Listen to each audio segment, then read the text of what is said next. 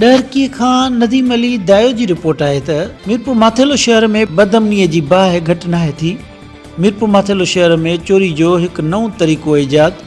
मीरपुर माथेलो शहर जे दुकाननि मां चोरी कंदड़ औरतुनि जो गुरूह सरगर्म पेनूं फ़क़ीराणियूं ख़ैरात वठण जे बहाने दुकान जे काउंटर ते पियल मोबाइल फ़ोन चोरी करण ते वारदातुनि में इज़ाफ़ो थी वियो आहे।